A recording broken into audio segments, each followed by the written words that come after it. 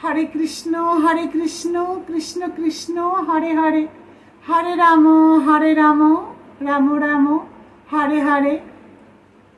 মা লক্ষ্মীর কৃপা যদি গৃহে বজায় রাখতে চান তাহলে অবশ্যই তিনটে জিনিস কখনোই গৃহ ছাড়া করবেন না।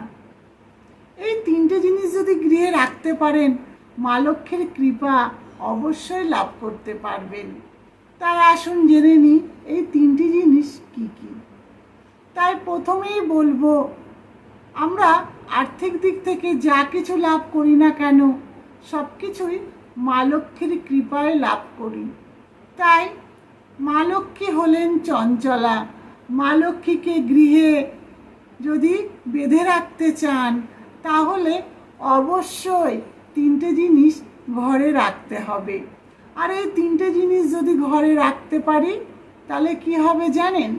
মা লক্ষ্মীর কৃপা সর্বদা লাভ করতে পারবো, সংসার সুখে শান্তিতে ভরে উঠবে এবং আর্থিক দিক থেকে অনেক উন্নতি লাভ করতে পারবো। তাই আসুন জেনে নিই এই তিনটে জিনিস কি কি। প্রথমত হলো, গৃহে সর্বদা শ্রীফল রাখতে হবে। তাই নারকেল যদি আমরা ঠাকুর ঘরে সর্বদা রাখতে পারি এবং নারকেলে যদি হলুদ ও সিঁদুর লাগিয়ে ঠাকুর ঘরে রাখতে পারি তাহলে মা লক্ষ্মী অত্যন্ত খুশি হবেন এবং মা লক্ষ্মীর কৃপা লাভ করতে পারবো।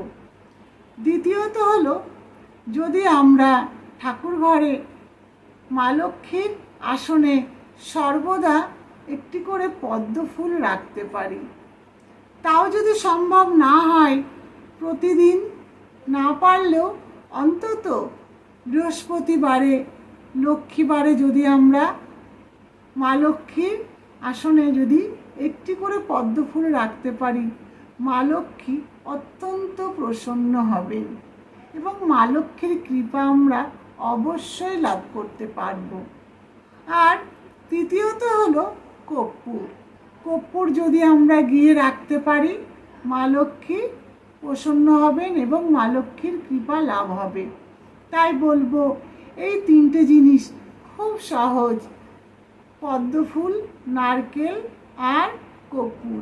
এই তিনটে জিনিস যদি আমরা গৃহে সর্বদা রাখতে পারি তাহলে সংসার সুখে শান্তিতে এবং আর্থিক দিক থেকে অনেক উন্নতি হবে। আর আর্থিক দিক থেকে যদি আমরা দুর্বল হয়ে পড়ি তাহলে সংসারে কি হয়? এটা নেই সেটা নেই এই বলে গৃহের মধ্যে একটা অশান্তি লেগে থাকে, কারণ আমাদের সব কিছুই অর্থ দিয়ে কিনতে হয়।